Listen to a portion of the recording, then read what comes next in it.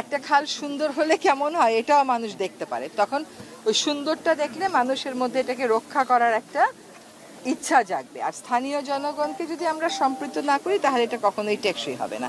সেখানে চ্যালেঞ্জ দেখেন দুটো বড় বড়, একটা হচ্ছে অন্য জায়গায় সেপটিক ট্যাঙ্ক থাকে, এখানে সেপটিক ট্যাঙ্কও নাই, সব এসে পড়তেছে খালে। আমাদের এই স্বল্পকালীন সময়ে এই সরকারের পক্ষে এত কিছু তো করে যাওয়া সম্ভব হবে না, কিন্তু অন্তত বাসাবাড়ির যে গৃহস্থালী বর্জ্য এটা যেন আমরা ঠিক মতন কালেক্ট করতে পারি, সেই জন্য স্থানীয় জনগণকে ডাস্টবিনও দেয়া হচ্ছে।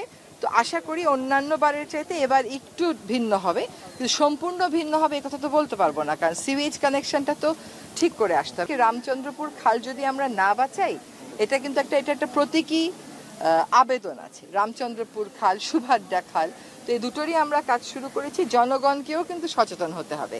এখন আপনার এখানে ময়লা নিতে আসে না বলে কি আপনি খালের মধ্যে সব ফেলে দেবেন? তাও তো হতে পারে না। ফলে তাদেরকে নিয়ে নিশ্চয়ই এরা একটা অ্যাওয়ারনেস করবে, তাদেরকে বলবে ময়লা কিভাবে রাখতে হবে, কয়দিন পর পর সিটি কর্পোরেশন থেকে এসে ময়লা কালেক্ট করবে, এটা করা হবে।